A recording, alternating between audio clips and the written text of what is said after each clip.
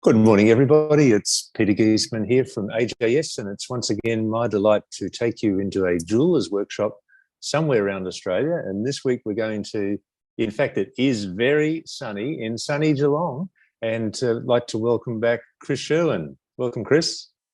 Thank you, Peter. Welcome, everybody. Great to have you back on board and to see the sunshine on your shoulder there. Yeah, no, it's a little bit of a cloud, but it's lovely and sunny here in Geelong.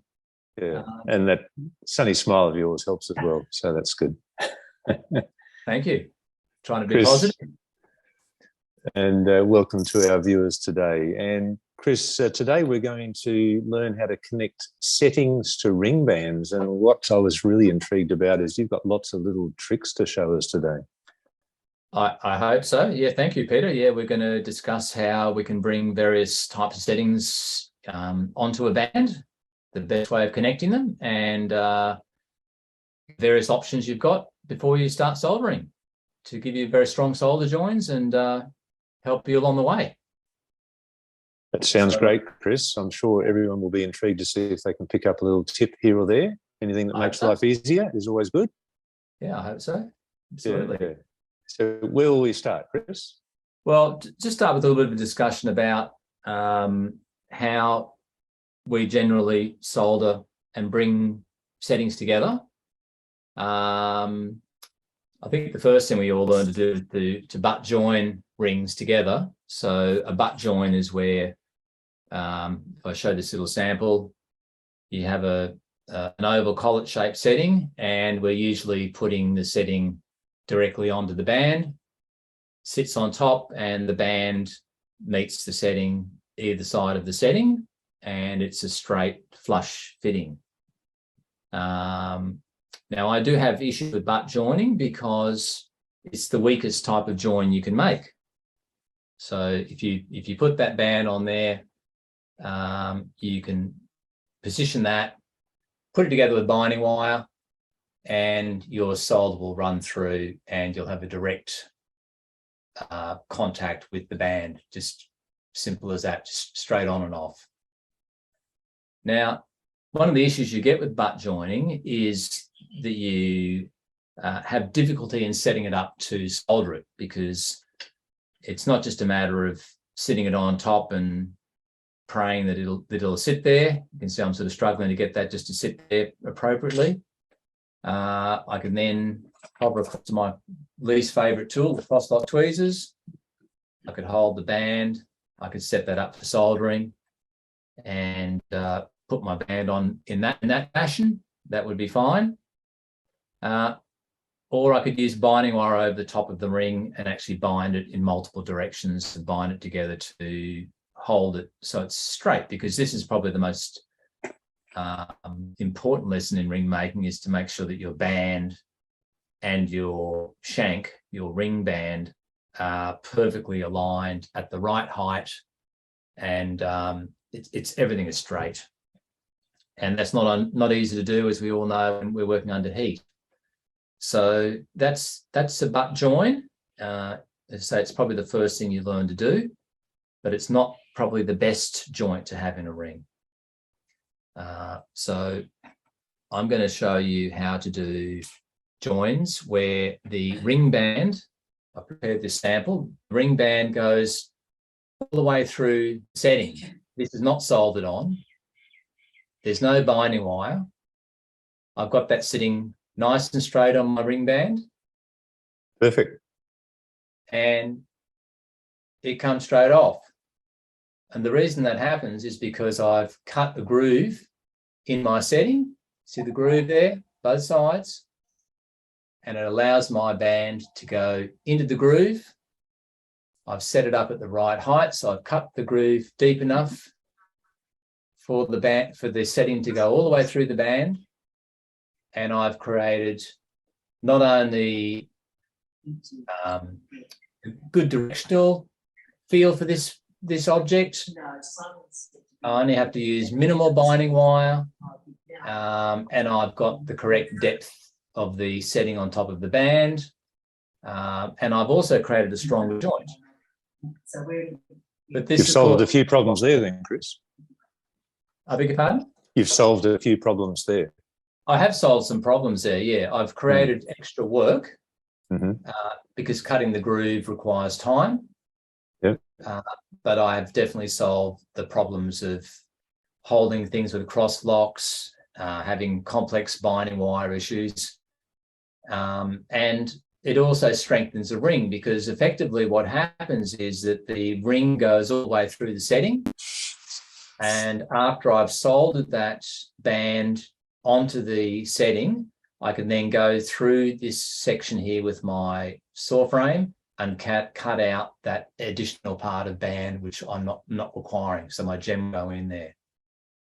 But in creating that type of joint, the solder goes into the setting, around the band, around the back of the setting, and back out again, and it creates a joint that's probably twice, if not 3 times, as strong as a butt joint. So that's the ideal if you can master that process to control your settings and have an excellent, strong joint. Good one. Another advantage in doing that is that in subsequent soldering, because this ring doesn't have a top to it, I might want to do claws or additional work. That band, because it's physically located, it's not just soldered, but it's actually physically constructed together like brickwork. I don't have to worry about that setting ever moving again. I can do additional solder joints without this slumping or falling down. If I had my original butt joint, which I had on the first band, then if I perform an operation on the top of this ring, and that's on the floor. Bye-bye, that's gone. So if I do that, then if I don't have that connection, that setting can actually move on the band and tilt and become sort of at an angle. And that won't happen if you're connecting things with the physical binding as well as the soldering capacity. So that's the first lesson in all of this, is to actually cut the band into the setting itself and to give yourself that additional strength before you bind up. You still probably want to bind up. So I'm going to show you how to do that. This is a hexagonal ring with a hexagonal setting. So there's my ring. It's not a round ring. It's around about 2 millimeters thick. And I've marked on my setting where I'm going to cut through. I've cut one side through. So I'll obviously have to mark the width of the setting that I have to cut through. And I've got my dividers out. And I've marked the height to which the band will come to. So I'm cutting up into the setting as far as I need to go. And I'll show you how to do that now. Lovely. Just while you're setting up for that, Chris, I'd just like to welcome Lynn, who's introduced herself. Thanks, Lynn, who's from Very Cold Young. And if we've got some other people there who'd like to introduce themselves, please feel free to do so. It's always nice to know that you're there and where you're from. Yeah, welcome, everyone.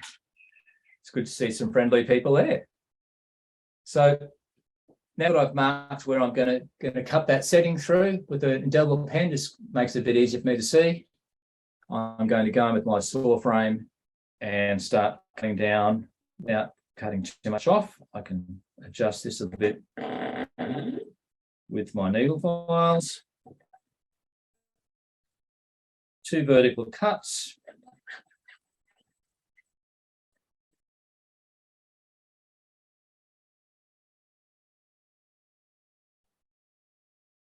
Then my scribe line.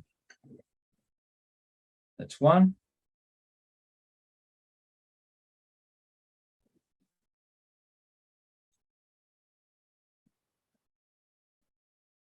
Going to the second cut.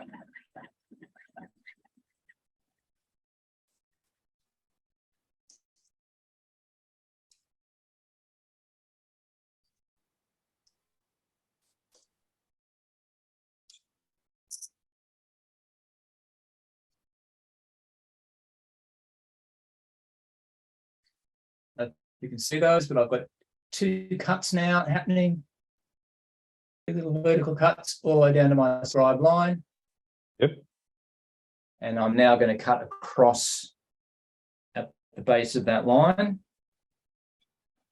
So turn my ring, my saw frame from the vertical into the horizontal, just twist the wrist around, across towards the line.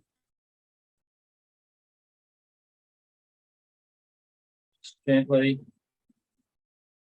bring the two cuts together.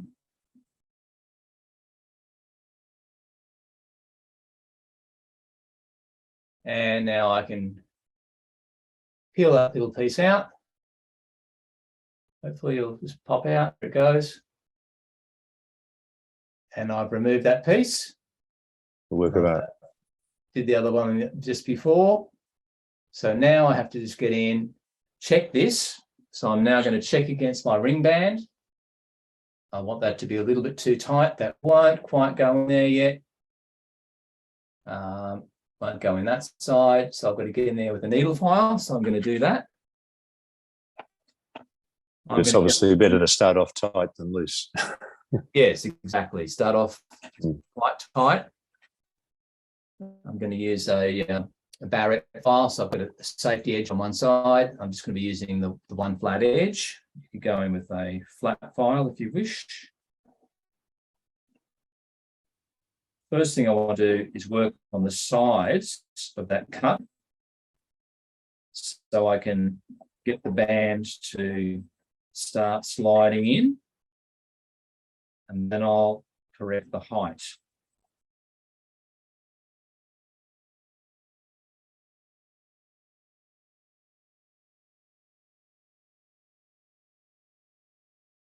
And like all jewelry making, you've got to keep checking. You've got to keep feeding your band and checking that you're not overcutting. Definitely too tight still. I'm going to pick up my double flat file, so flat needle file, and I'm actually going across both sides of the setting at the same time, quite carefully.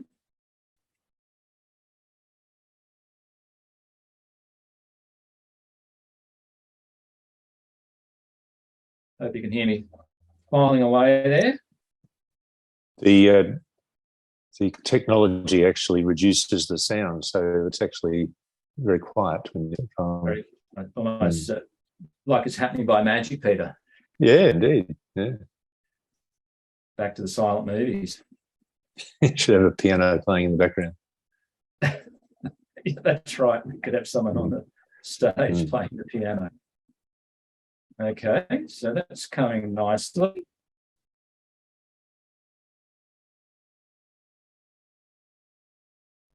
I'm going to check again. A little bit more on that side. And definitely some more on that side. But the aim is to get that to drop down. The moment you can see it sitting right up, I'm going to drop this one on the floor. So it's not dropping in yet. You can just see through there. I need that to drop right into that gap. So we'll relieve a little bit more.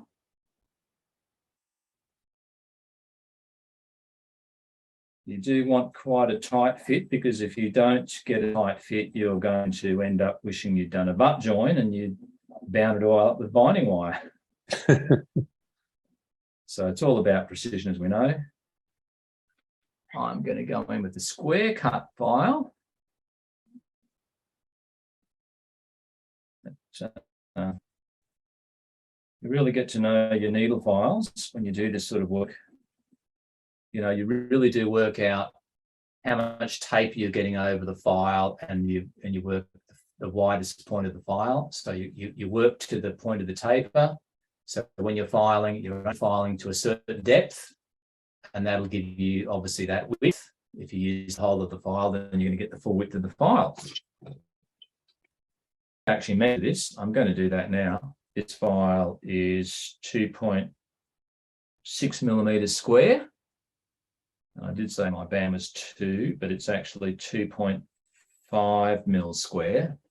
So the needle file is just a little bit wider than my band. So I do have to be careful not to insert the whole needle file, otherwise I'll be loose. So I'll just use some slightly shorter strokes.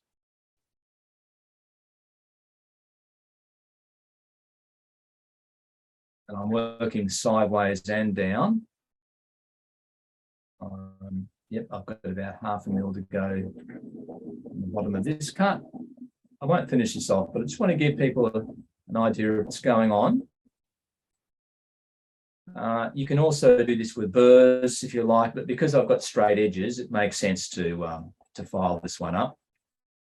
If you have a half rounding or a knife edge, you'll obviously have to cut a knife edge slot or a half round slot. That makes sense? So if you'd like to throw some questions, Peter, about how this is happening, the variations, please do. Love to answer your questions. Yes, if there's any questions, please fire them at Chris. You've given some excellent explanations on your filing technique there so far, Chris. So well done. I shall try.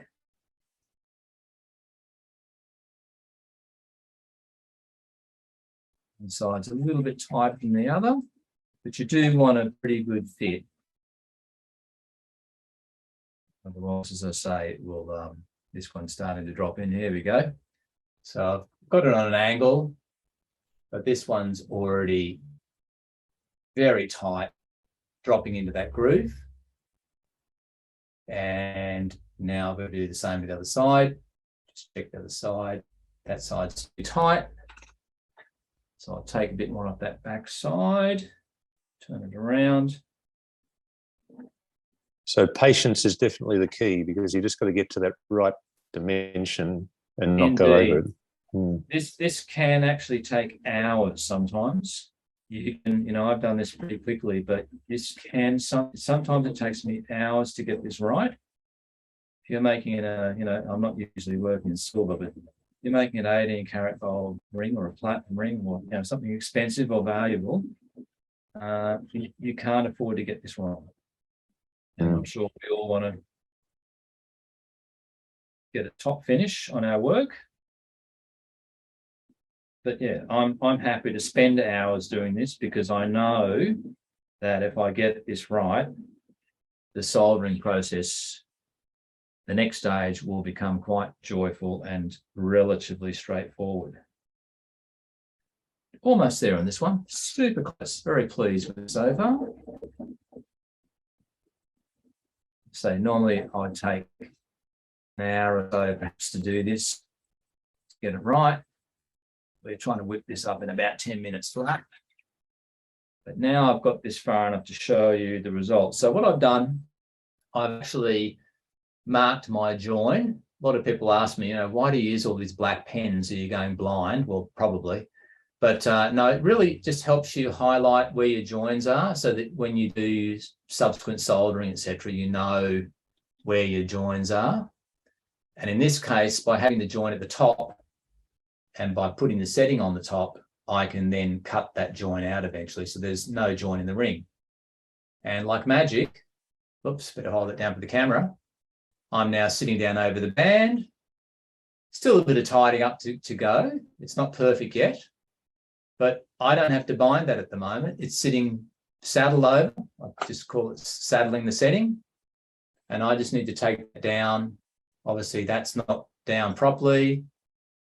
That's down as far as it'll go at the moment. And I would take that down to around about 0.2 of a mil below the band, so into the band, so I can get in eventually and file straight or file round with the curves, so that I take shade off the bottom of the.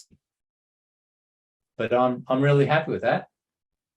For what was just a few minutes work, probably take me just as long to tidy up now. I've got an excellent fit on my setting. I can make sure it's straight. And when I actually do buy that on, which I will do, it'll be a straightforward job to solder it. And when it is soldered, I can either apply my solder internally, so I can pop my solder down onto the band and run my solder back out to the outside of the joint. So I can place my solder without burning the edge of my setting. That's another advantage. When that is soldered on, all I have to do is put my frame through the opening and then cut out the additional band, which I don't need on the inside of the ring. So if that was soldered on, I would then put that onto the frame. Going to struggle here because it's not soldered on. And pop that in there.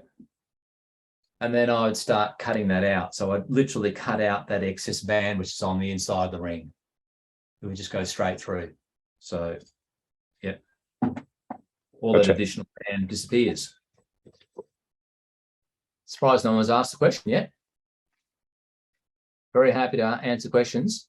No, you must be answering all the questions in advance, I'd say, Chris. Maybe I am. Maybe I'm getting lucky. So that's typically how I would put a collet onto a band, a collet setting. Of course, the most fundamental setting I think we all start with is sort of this style. This is a ring I made a long, long time ago. Actually cut the stone out for some reason. I can't remember how long ago I made this. So this is a ring without a stone, but it's a typical King's pattern, 18 karat gold with a silver liner. And this has a setting sat right on top of the half round band. So in that type of this type of connection, then clearly you have to make up your collet, you have to file your collet so that the setting sits on top of the band, and it's a case of binding that onto the band before you solder it. So you'd obviously put binding wire over the top. I think all of you who follow the AJS videos know me. I'm sort of like the binding wire guy. I've prepared this binding wire. So just use quite a fine binding wire. Gives you that, you can, I've twisted it up and doubled it up, so it's got plenty of tensile strength. And not on this one though, I'm struggling with this one to tighten it up. There we go, that's better. And you just remove your excess, and then you're sort of ready for soldering, ready to attach to a to your cross-lock tweezers, which would be holding a binding wire, not the ring. So that type of setting is fairly straightforward because I've actually filed the base of the collet to saddle direct on top of the band. That's probably the easiest type of setting to do. Lots of shaping beforehand to get it to fit, but that gives me great access to solder, and obviously you then hold the ring like so with the cross locks, because it's only holding the binding wire, and you get a really nice solder join through there. So yeah, that's how to hold the ring with binding wire.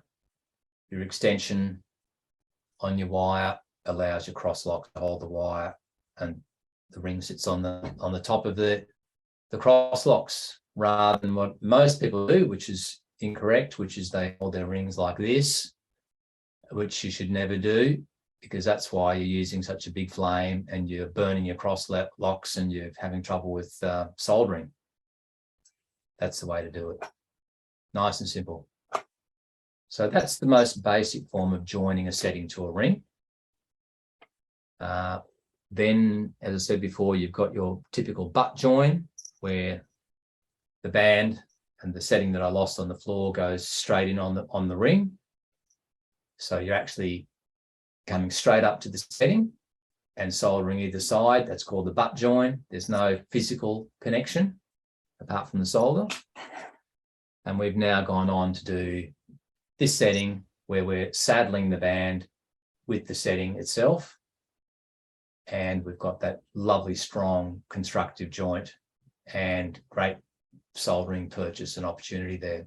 So that's the one I really, really do prefer. Very strong. Okay, let's talk about a couple of how we're going for time. Well, we've got half an hour left, Peter. Plenty of time. Much time as you like, Chris. So the two other settings I want to discuss are probably a little bit more difficult, but they follow the same principle. So the first one I'll talk about is claw settings. So I've made a 4-claw setting here, just a little under bezel in wire work, very straightforward setting. And I want to fit that to typically this type of band. So where you want to fit that to a band that sweeps up, that's going to come underneath the setting. I've hand forged that out using the rolling mills and the hammer. And then I pre-formed it, and then I've started to shape this because I wanted to show you how this would fit on. So this is this particular shape here, now cut out. I think you can see the difference between the two. We can. And what I've done is I've allowed for the setting to go into that band. So this setting will go into the band. I might have to bind it on to show you. So that V shape is cut to allow the V shape in the setting. And I obviously want to cut that deep enough for the point of the setting to go right down to the center of the band there. So that point will come right into the very base of the ring, the bottom. But I also want the shoulder of the ring to tuck up so it can be soldered to the under bezel, because, let me put that on properly, that shoulder needs to solder to the under bezel where the stone is, just there. I think you can see that now, both sides and in the center.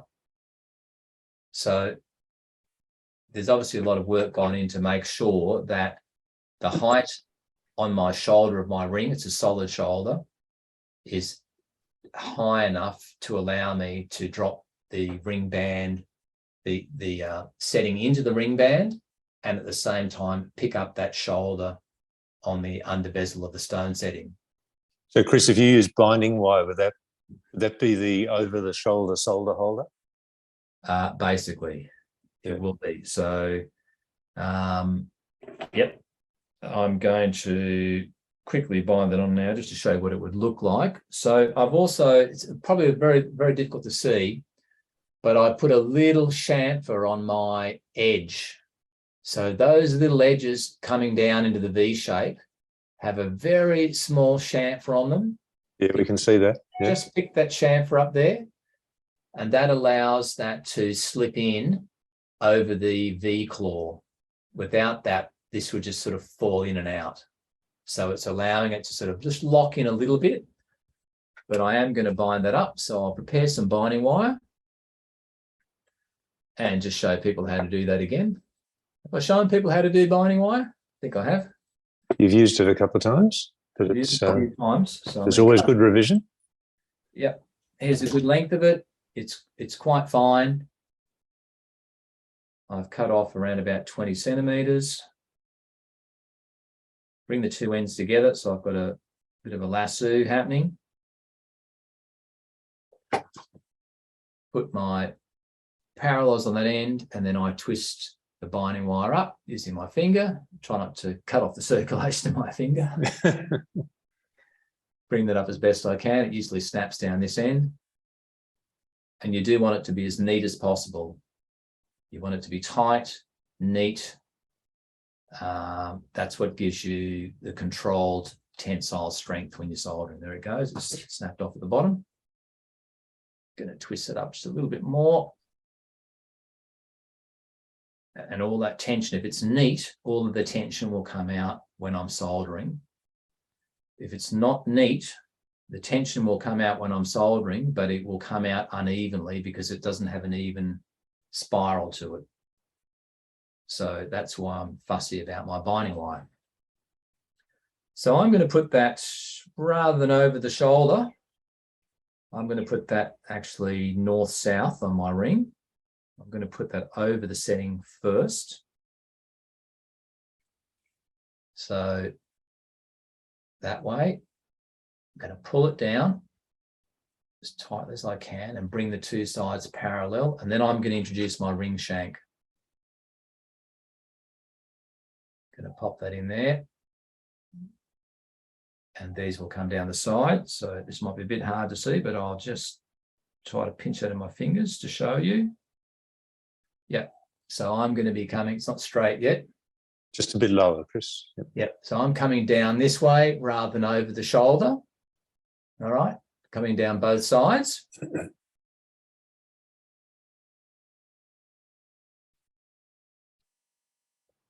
And just pinch that, take it across. Going to pre-tighten it. And then I'll start straightening the top before I fully tighten it. Get a nice little twist at the bottom. Put that back in the setting. That's better. Oh, it's twisted around now.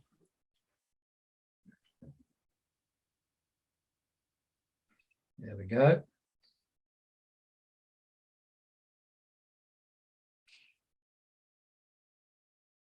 That's better. As I think I've said in previous demonstrations, it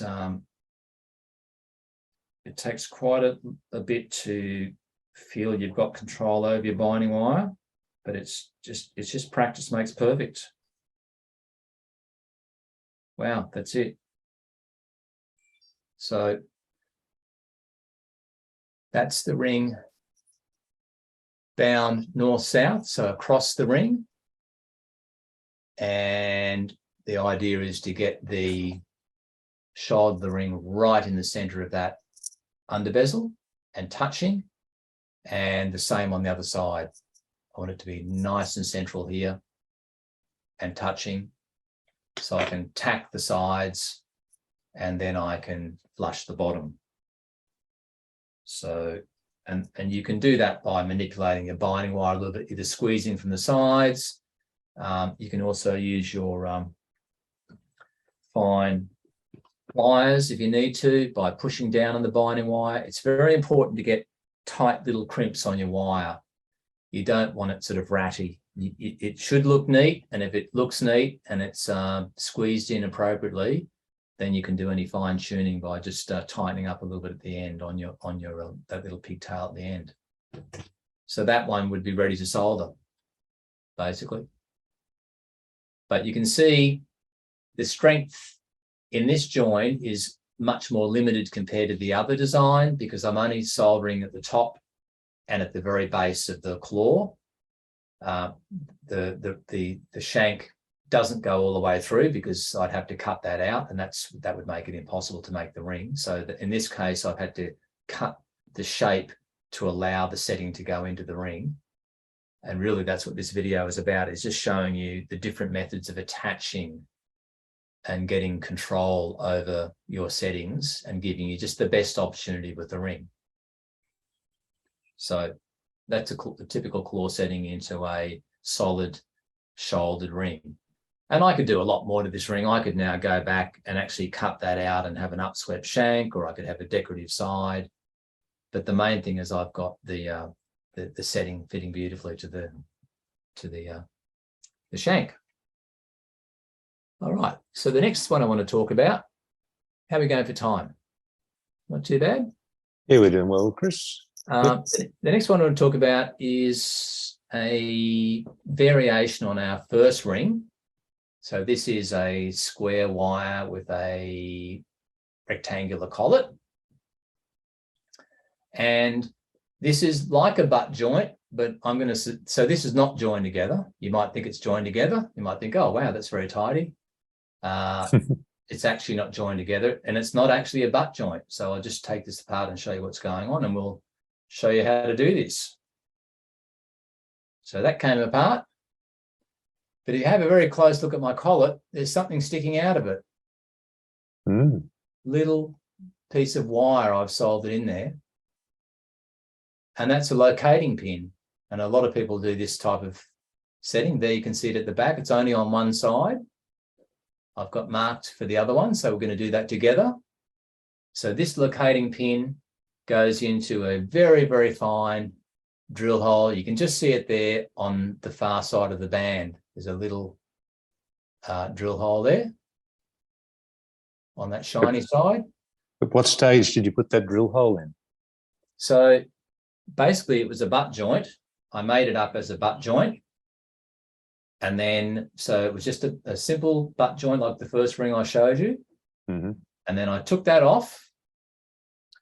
And then I measured the thickness of my band and worked out if I'm going to put in a 1 millimeter wire, how high that would have to sit on my collet. And I've marked the collet. I found the center area, so my band locates centrally on that, and I've gone up into the collet by half the thickness of the ring and drilled my hole, and I've soldered that in, which I'm going to do with you now. I think we've got time. We do. Yep. And then after I've soldered that on, I've just simply by eye gone to the center of my ring shank and drilled a very small hole and then a slightly larger hole and then opened that up and then tried to fit that, which I've done. And that fits really easily. So it's a great way of locating the setting without super committing. But it means, this will of course twist. I could solder it on a funny angle, but what it's allowing me to do is get the height of the setting correct for the ring size. So I've left just enough room to be able to curve that out gently with the file after soldering, and I'll have a perfect interior to the ring. It's just, again, another clever way of avoiding using lots of binding wire and holding things with cross-lock tweezers and struggling with connection. It's a physical connection before the soldering happens. All right, so let's do the other side together. So I've done one side just to save myself some time. I'm going to put a little lug like that on this side, hopefully, and then we'll have one either side. And then I'll try, if we've got time, to pop that on. It'll pop on to both sides. So the tension in this ring will allow it to open just enough to lock onto those lugs. So let's do that together. Beauty. Seems complicated, but really when you try this and you think it through, it makes all perfect sense. You could use square wire, you could use different shaped wires. Round wire's easy though. That's all you need. So I've used my dividers and I've marked the height that I need to drill that at. So I'm going to go in first with a very fine 0.6, 0.7. I think it's a 0.6.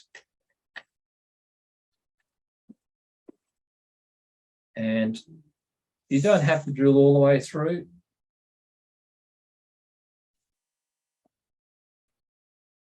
Just make sure you're exactly, this is really precise drilling. And again, this is great practice for you for using the flexi drive. That's popped all the way through. I'm going to take that out. I'm going to put in a 0.9. Oh, I cooked that drill bit. I thought I'd thrown that one away. Here's a better one. Nothing worse than when you get your twist drills blue hot and they lose all their sharpness. So I'm now going to go in again,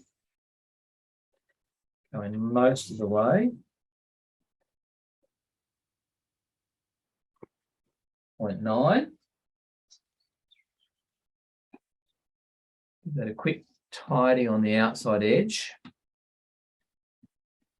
I've got some 0.9 wire here, so I might just have to open this out just a little bit. But it'd be nice to do a little bit of soldering this morning. Check my wire. It's just a wee bit tight. I'm going to roll the edge of my wire. Must be a bit of sound there, Peter. No, it's dampened it beautifully. Working in silence again. Yeah. Well, my thanks to everyone for watching. I hope you're getting a few little tips on just how to get the settings onto your shanks with confidence. It just means you can make a really complex setting, allow for that joining process, and know that it's going to go on straight and be strong. And your client's going to get a great product. It's just a little bit too tight. It's probably a 0.95 wire and a 0.9 drill bit. So I'm going to go in with a bore burr if I can find one. There we go. Just open that out a little bit. I want a fairly tight fit because I'm just going to squeeze that binding wire in by a little bit, and then I'm going to solder it into position and then chop it off. Then I need a little stub.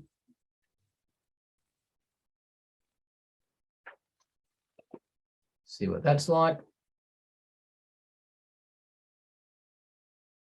That's not bad. The wire's sort of sticking in there.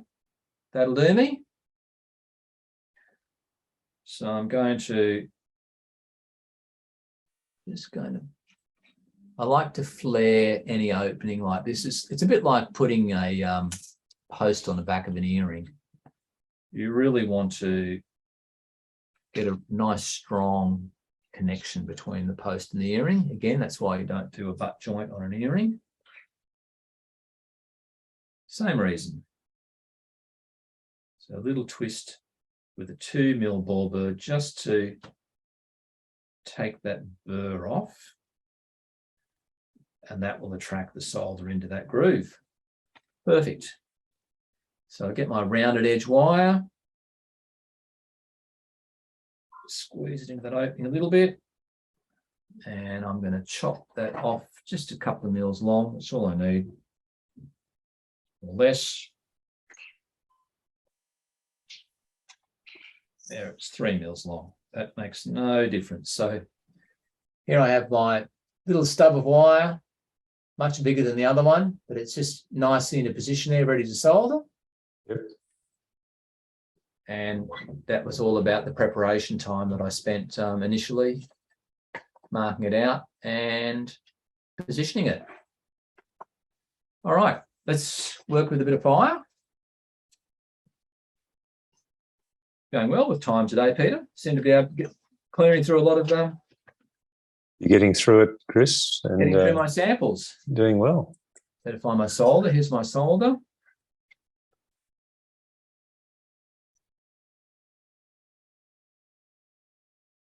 Just looking at my little beads. Oh, I think I've got enough solder in here to do the job.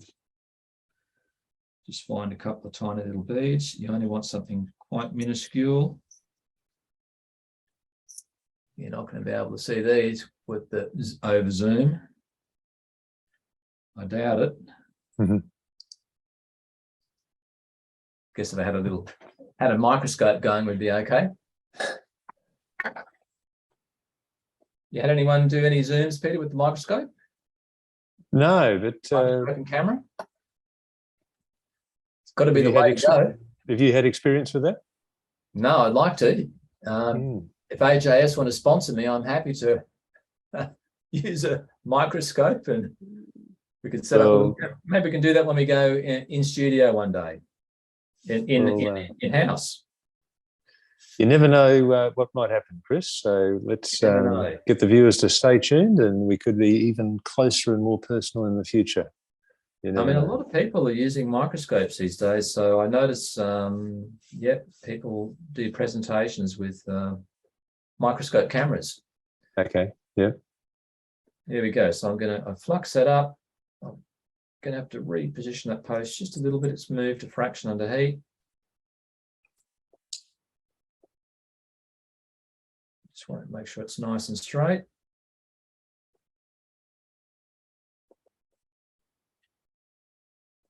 Coming out the right angle. That's not too bad.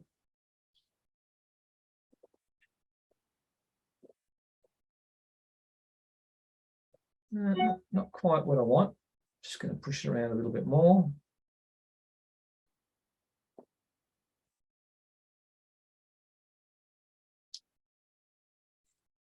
Nothing worse than when things get hot, you can't really get in there with your fingers. No way. That's better. Okay, so I'll get my tiny little beads of solder. lot of flux here. Let's come down the hill. Oops, that knocked my post. Place my bead. No, I think that's sitting straight now. And gently heat that whole unit up.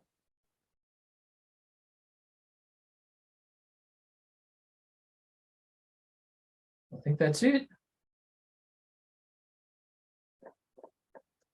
Got a mountain of flux here. It can be funny sometimes when you're working, you just don't have enough flux. And sometimes you get way too much. I think that's fine. Second guessing myself. Okay, I'm happy with that. Into the water. Just check that first visually. I can't believe that soldered so well. I've got to be lucky sometimes, Peter. Oh, there you go. Into the pickle. So we'll shorten that one off. That will be now way too long, but it's nice and straight. And I think having that extra length on it just helped me just get in there with the tweezers and straighten it up. But again, precise drilling, hopefully good positioning, being a tight fitting. I didn't have to hold it with anything special, just push it into the hole, flux it nicely, solder it. Now I just need to cut it down to size. So what I'm going to do is I'll go into my band. I can pre-prepare that band. Got quite a small ball burr here. I'm going to go into the side that I haven't started to drill.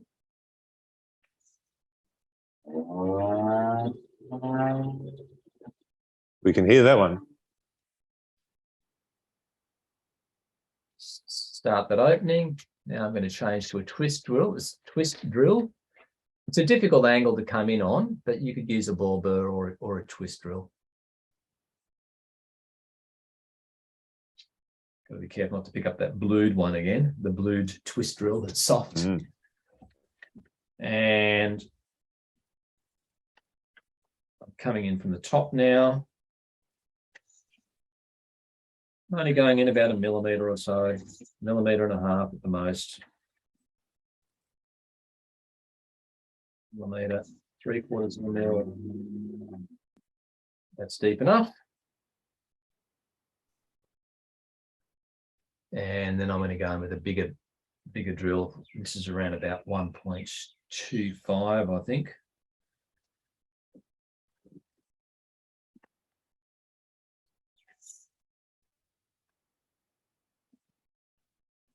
Just open the top out because there will be a slight additional width with the solder around the base of that lug. I think that's a good start. So I've now got 2 small openings either side of that ring shank. See, a little bit hard to see the light. There it is there on the far side, and one on this side as well. 2 little divots there, ready to take that lug. So I might just get my ball burr back on again. I might have to adjust these, but I'm pretty close now.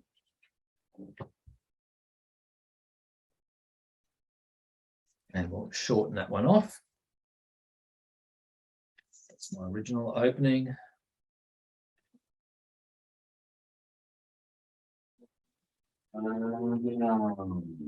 Enlarging that just a little bit.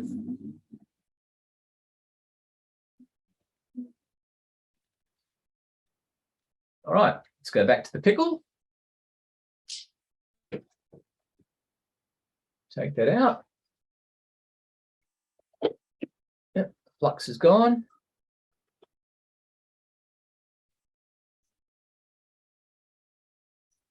And I'm now going to shorten that off.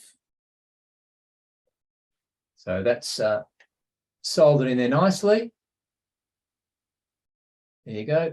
Way too long. We compare it to the other side. You can see it's super long. There's my original one, quite short. So I'm going to snap that one off. Getting with the side cutters, give myself about 1 millimetre. It only has to be about 1 millimetre long. My opening on the ring shank's only about 1 millimetre. So I've shortened that one right off. So they're now both quite short. And what I'm going to do is I'm going to put a cut burr over that one because it's got the narky little end from the side cutters. And I've got a nice little 1.2, 1.5 cut burr here somewhere. There it is. These are great. You can get these at AGS. They're ones that have the slot on the side, and they clear much better than the old-fashioned cut burrs. Much, much better. So I'm now going to cut burr that end so it's round. I'm going to just shorten it off just a little bit more with the needle file.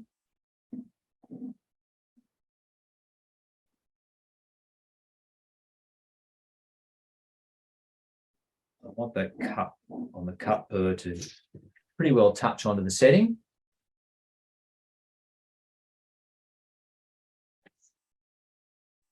And just round that wire to a nice, just like you're making a nice rounded end on a earring post.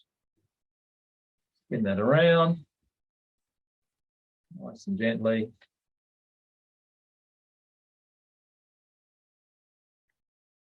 Yeah, it might still be a little bit long.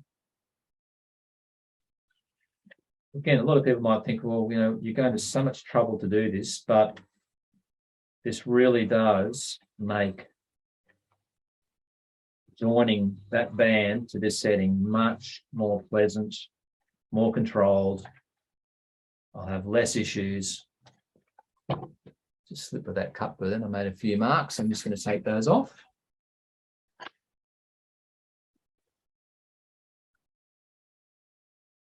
A bit of emery paper. And we're quickly running out of time, so we might just get this finished.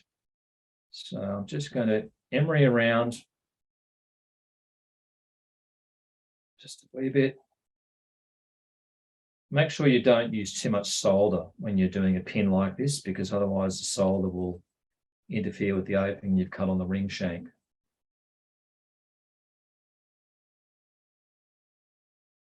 So this is a bit like drainage, Chris. You don't see it, but it performs a really important task. It's exactly like that. It will actually strengthen the join enormously. You'd be surprised, just the difference between this and a butt join. But it's a combination of those things of physical strength and that structural safety that people don't see. But if it wasn't on a bridge or a piece of jewelry, then it would fall apart, right? Yep. There we go. So here's the moment of truth. I'm going to try and do this with my fingers. Otherwise, I might have to use the... You're going to do it on screen? I'll try to do that. Let's see if I can bend that out. There we go. Click. No, I didn't click into it. Click past it. That's that side. A little bit tight. That's that side. And I've got just a little bit of adjusting to do. So I've actually got it on, but I've created a gap on one side. Not easy to do this camera work, is it? It's very awkward. Everything seems to be back to front. You're doing a great job. When you get it right, it looks really good. You know, a little bit of adjustment on that. I do actually have a gap on this side. So I've, in fact, no, it's this side here. There's a slight gap here to the band. I'll just try to see that gap there. Yep. Very small gap. If I adjust around that little post and just open out my drill hole on the shank, that will improve that enormously. But isn't that fantastic? I mean, it's not a butt joint. It's strong as. I would still bind this particular ring, because it's got a square band. I would put the binding wire down the flat shank and twist it rather than north-south. I'd go east-west across the ring, across the shoulder. Yep. just because I know the binding wire will sit beautifully in that flat area and go over the top. But, you know, what a fantastic engineering solution that means I can work in super precious material, be very confident that I've done a great job before I start soldering and committing to what might be a $50,000 ring. So yeah, I'm really pleased with that. Just a bit of adjusting, we'll get that in a bit tighter. And it means, you know, I can make this ring in basically 2 components. I can take it apart, knowing that this is going to work. And then I can jolly well go back and solder on all my wires, and I could solder a top plate on here. I could have a cluster setting or an illusion setting, any type of setting on the top. I could put shoulders down here, all knowing that it's a simple matter of getting this bit completed, this bit done, and then connect the 2 together. And that's really what I want to tell people about jewelry, is that it is very complex, but if you break it down into systematic engineering concepts, you can make it so much more exciting for yourself without the risk. And that's what we're trying to do, is make it easier for people to make beautiful things and be confident in doing that.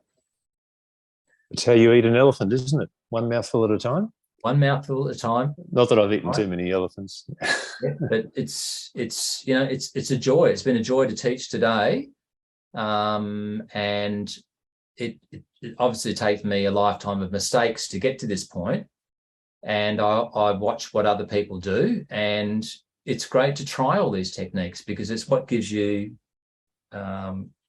confidence, and it enables you to make more complex jewelry. Because you don't have to focus on, oh, I'm really scared about when I put the shank onto the setting, is it going to be straight, or, you know, is that going to be right? Is it going to be strong? They're the issues that jewelers tend to grapple with. Whereas if you can put that aside because you've got a great technique for putting things together, then you can be confident and you can go ahead and make marvelous things, which I'm sure our viewers are making. Yeah, no, you certainly illustrated how to engineer out some issues and give yourself a good stepping stone to creating a great piece. So well done, Chris. Thank you very much for that. Thank you. Yeah. Sometimes over-engineered is good. It gives you confidence to cross the bridge, right? Well, and you want that user wearing that ring well into the future with not coming back with any issues, and that's right. And the one thing I didn't speak about was also when you think of rings that have to be resized, if you use these sort of techniques as opposed to that butt joint, that very simple joining, you've got a much stronger join. There's less chance of it tearing away when you're tapping it up to size. You have so many advantages in creating a physical joint as well as a solder joint. So it has a lot going for it. Yeah. So I wish everyone, you know, good jewelry making. You know where to buy your tools from. I mean, get a good selection of tools, try it, and you'll get great results. You'll suddenly lift your game, I think, and feel very confident. And that's what I want people to do, is feel confident in their making. So good luck. Excellent. I'm sure you've headed people along that path today, Chris. So thank you so much for that. Thank you to our viewers. And we'll look forward to seeing you and them again in the future. In the new year. Look forward to it. So thanks everyone for being there, and thank you, Peter. And yeah, good jewelry making, everyone.